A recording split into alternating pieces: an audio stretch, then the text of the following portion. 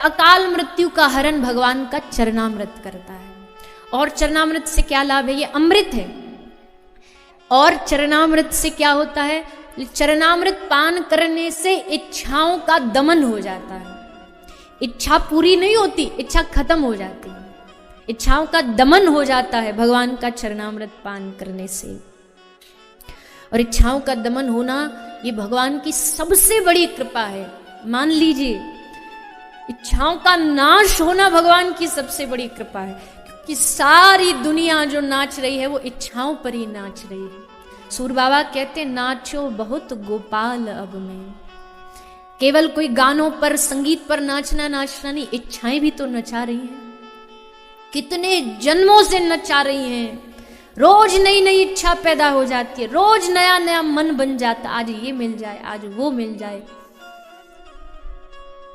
आज ये धन प्राप्त हो जाए, आज वो धन प्राप्त हो जाए।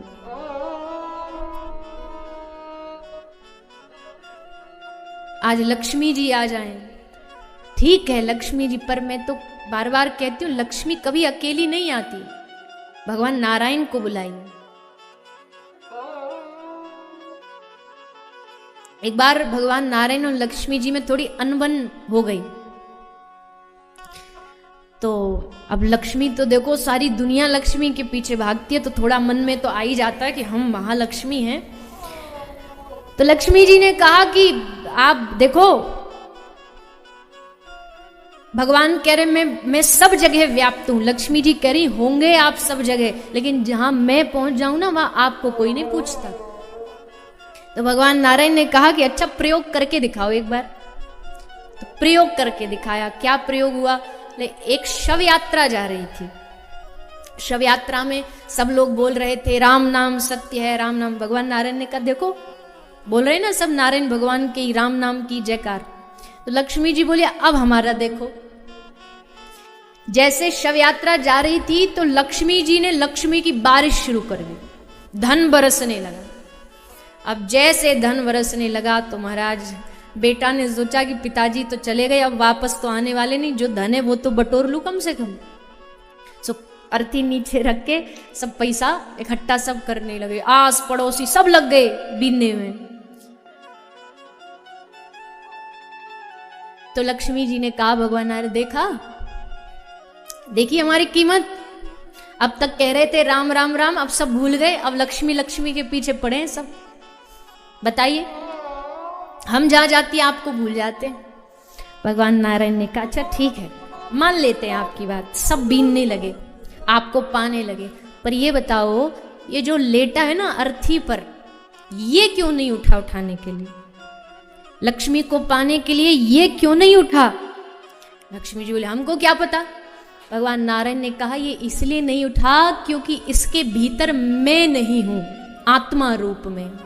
जिसके भीतर मैं बैठा हूं वही सब तुम्हारे पीछे पीछे जाते हैं। जिसके भीतर से मैं निकल जाऊं वो व्यक्ति भी तुम्हारे पीछे नहीं जा सकता।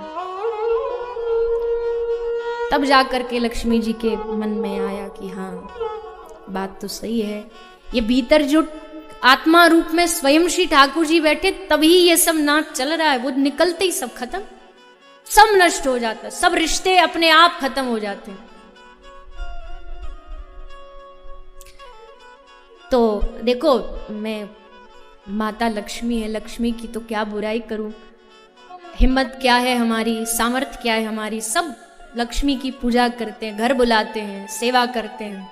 संपत्ति सबको चाहिए, पर ध्यान रखो संपत्ति हो।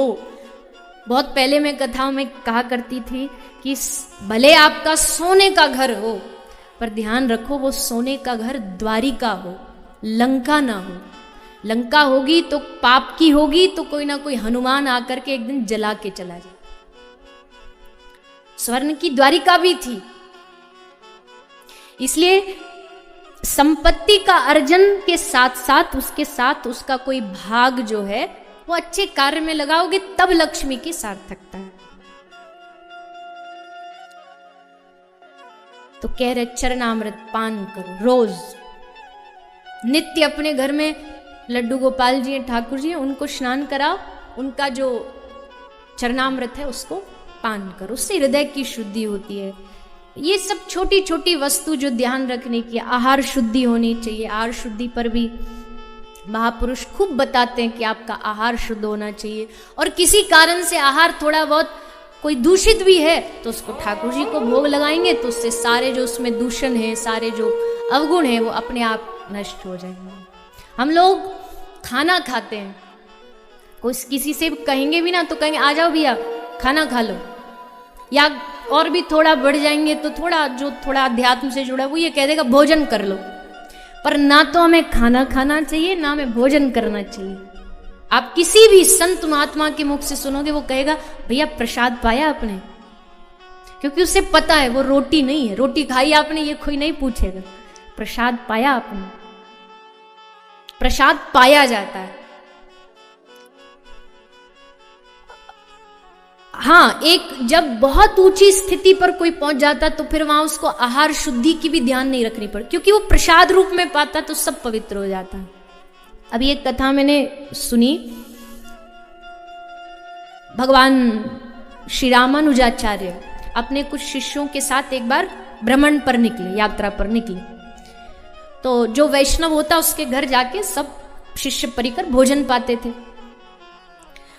अब एक जगह गए, वहां कुछ वैष्णव विरोधी लोग थे। उन्होंने वैष्णव जैसा वेश बना लिया और सोचा इन सबका धर्म भ्रष्ट करेंगे। तो भोजन पकाया, और भोजन में क्या पकाया? मांसाहार। मांसाहार पकाया और मांसाहार पका करके उसको सब शिष्य परिकरों को परोस दिया। भगवान श्री रामानुजाचार्य को भी परोस दिया। उन्होंने देखा, थोड़ा लगा कि ये क्या है, तो कह दिया कि पनीर है। भगवान श्री रामानुजाचार्य सब शिष्य परिकरों ने वो पा लिया, और जब पा लिया तब वो जो धर्म विरोधी लोग थे वो हंसने लगे, उपहास उड़ाने लगे। तो उनको लगा कुछ तो दाल में काला, कुछ तो गड़बड़ है। तो हंसते हुए कहा अरे वाह वाह वाह, आज तो मजा ही आ गया। क्या हुआ? आज हमने तुम्हारा धर्म बिगाड़ दिया, हमने तुम्हारा धर्म नष्ट कर दिया। तुम जिसको भोजन ये पाए हो ना, खाए हो, ये भोजन नहीं, ये मांसाहार। बस सुना, शिष्य रोते रोते थाली छोड़ के उठ के भागे। भगवान रामानुजाचार्य भी चल पड़े। अब सब शिष्यों ने देखा कि वो तो रो रहे हैं, परेशान है। भगवान रामानुजाचार्य के चेहरे पर कोई शोक नहीं, खूब प्रसन्न है। तो शिष्यों ने पूछा प्रभु आज धर्म नष्ट हो गया, हमारा धर्म भ्रष्ट हो गया, और आपके चेहरे पर कोई शोक संकोच कुछ नहीं। तो भगवान ने कहा कि धर्म नष्ट तुम्हारा हुआ है, क्योंकि तुमने भोजन पाया है, मैंने प्रसाद पाया। बोले मतलब? बोले वमन करो, उल्टी करो। तो सबने वमन किया, और जब परिकरों ने वमन किया तो उससे मांस के टुकड़े निकले। श्री रामानुजाचार्य भगवान ने कहा अब हम करते, और उन्होंने जैसे वमन किया तो वमन करते ही उनके मुखार बिंद से तुलसी के पत्ते बाहर निकले, तुलसी पत्र बाहर प्रकट हुए। अब ऐसे जो महापुरुष होते हैं वो तो दूषित अन्न को भी पचा जाते हैं। क्यों? क्योंकि वो प्रसाद पाते हैं, प्रसाद पाते हैं। हम जैसे लोगों को तो थोड़ा सा आहार शुद्धि का, भोजन का थोड़ा ध्यान रखना पड़ेगा। गलत आना, झूठा ना खाएं किसी का। आजकल बड़ा फैशन चला, वो आता ना बर्थडे केक, उसको काट के एक ही केक को 10 जनों को खिला देंगे। हाँ भैया बोल रहे हैं, वो लेके पहले तो मुंह पे डालेंगे मुंह पे उसको चिपका देंगे, और फिर उसी का लेके खा भी लेंगे। इतनी भद्रता कहाँ से आई? इसको फैशन समझते हैं। काय का फैशन? अजी मनाना है तो बढ़िया से मना लो, अच्छे से मना लो, कौन मनाही करता है? और झूठा ले लेके उसको खिलाएंगे, उसको कभी भी किसी का झूठा नहीं। हाँ झूठा पाना है तो संतों, जिनका आचरण पवित्र उनका झूठा पाना चाहिए। वो तो हम जा जाके संतों से मांगते भी, हमारा थोड़ा अपना प्रसादी दे दो, तो वो अलग विषय है। पर ऐसी किसी भी संसारी का झूठा नहीं जा करके पा लेना चाहिए। भोजन की शुद्धता ध्यान रखें। भोजन, एक और भोजन की शुद्धता, जब भोजन करें तो उस समय अपना मन थोड़ा प्रसन्न रखें, और भगवान नाम लेते लेते उस भोजन को भीतर कंठ के द्वारा भीतर जाने दो। पर आजकल उल्टा है। आजकल सारे जो घर की टेंशन है ना, वो डाइनिंग टेबल पर ही डिस्कस की जाती है भोजन करते समय। वो सब कचड़ा कबाड़ा जो दिन का है वो खाने के साथ भीतर सुन के चला जाता है। भोजन खाते समय भी चित्त प्रसन्न होना चाहिए, भोजन बनाते समय भी चित्त प्रसन्न होना चाहिए। कई मैया भोजन बनाती है ना तो वो बस गाली देती रहती है, अब शब्द ही मन में सोचती रहती है, इन सब के लिए भोजन बनाओ, अब इनको ये चाहिए, अब इनको वो चाहिए, सब उसमें भोजन बनाते। क्योंकि रसोई का मतलब क्या होता है? रस से भरी हुई, रस से जो भरी हुई होती है वो रसोई होती है। तो प्रसन्न चित्त से बनाएंगे तो और कोई मैया बना देती है तो फिर जो घर परिवार वाले लोग हैं वो थोड़ा दो चार प्रसन्नता से थोड़ा दो चार शब्द अच्छा भी बोल दो, भले रोटी फूली ना हो पर बोल दो, आहा कितनी सुंदर फूली रोटी है। नहीं भी बोलोगे तो वो खुद फूल जाएगी, इससे अच्छा तो यही बोल दो, आहा कितनी सुंदर रोटी है, कितना सुंदर भोजन है। तो आप पर प्रशंसा करते समय ध्यान रखें, एक कोई व्यक्ति गया सत्संग में, तो सत्संग में महाराज जी बोल रहे थे, एक आदमी बोला महाराज जी हमारी पत्नी हमसे झगड़ती रहती लड़ती रहती है। तो महाराज जी बोले तुम्हारी कृपा रुकी हुई है अभी। तो बोले महाराज जी कृपा कैसे आएगी? बोले पत्नी की भोजन की बड़ाई करी है कभी तूने? बोले बड़ाई लायक बनाए तो करूं। बोले नहीं नहीं नहीं, जो भी जैसा बनाए वह प्रशंसा करो, आज ही करो, जाके देखो कृपा बरसने लगेगी। तो उसने मन में ठान लिया कि आज चाहे नमक डाले चाहे मिर्ची डाले बड़ाई करनी है। सो आया घर आके पत्नी भोजन परोसा, बढ़िया आराम से खाया। अच्छा तो नहीं था पर अब बाबा जी की बात याद आ गई कि कृपा रुकी है। तो भोजन पाती वाह वाह वाह वाह वाह वाह, क्या मेरे घर तो साक्षात अन्नपूर्णा देवी पधारी है।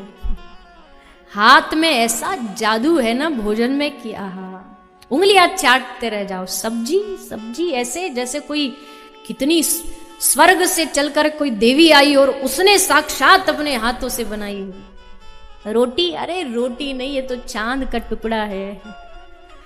पानी, वो पानी नहीं, ये तो तूने छू दिया तो अमृत बन गया। वो बड़ाई कर रहा था, भीतर से वो बेलन लेके आ गई, गुस्से में एकदम नाराज होती। तो बोला तू नाराज काहे को हो रही? तेरी बड़ाई तो कर रहा हूं, या तो अच्छी बात है तेरी प्रशंसा कर रहा हूं। तो गुस्से में एकदम लाल पीली होके बोली 30 साल हो गए शादी को, रोज घर में भोजन बनाती, आज तक बड़ाई नहीं की। आज पड़ोस के होटल से क्या मंगा ली, बड़ाई के पुल बांध डाले। तो महाराज ऐसी बड़ाई भी कभी कभी उल्टी पड़ जाती है। पता चले कहीं और से भोजन आ रहा, आप बड़ाई पे बड़ाई किए जा रहे हो, तो ध्यान रखे। भोजन करते समय प्रसन्नता, भोजन बनाते समय प्रसन्नता, भोजन परोसते समय प्रसन्नता और आहार की शुद्धि का विशेष ध्यान हमें रखना चाहिए। तो अमृत, पंचामृत, चरणामृत और चौथा सबसे सुंदर जो आप हम सब पी रहे हैं, भगवान का कथामृत। ये 4 अमृत हैं और श्री दूधा जी कहते हैं अमृत नी को कहे सब कोई, पिए बिना कोई अमर न होई। कोई कहे अमृत स्वर्गा माही, देव पिए क्यों खिर खिर जायही। सब अमृत बातों की बात, अमृत है संतन के पास। दरिया अमृत कथा अनंता, जाको पिए अमर भय संता। दरिया जी महाराज का ये भाव है कि कोई कहे अमृत स्वर्गा माही, कोई कहता अमृत स्वर्ग में है, पर देव पिए क्यों खिर खिर जाए। अगर अमृत देवताओं ने पी रखा फिर भी क्यों झगड़ते हैं, खिर खिर जाए। सब अमृत बातों की बात, ये जो भी अमृत है सब बातों की बात है। अमृत है संतन के पास, अमृत तो संतों के पास होता है। और कौन सा अमृत? दरिया अमृत कथा अनंता, जाको पिए अमर भय संता। कथा ही सबसे बड़ा अमृत है।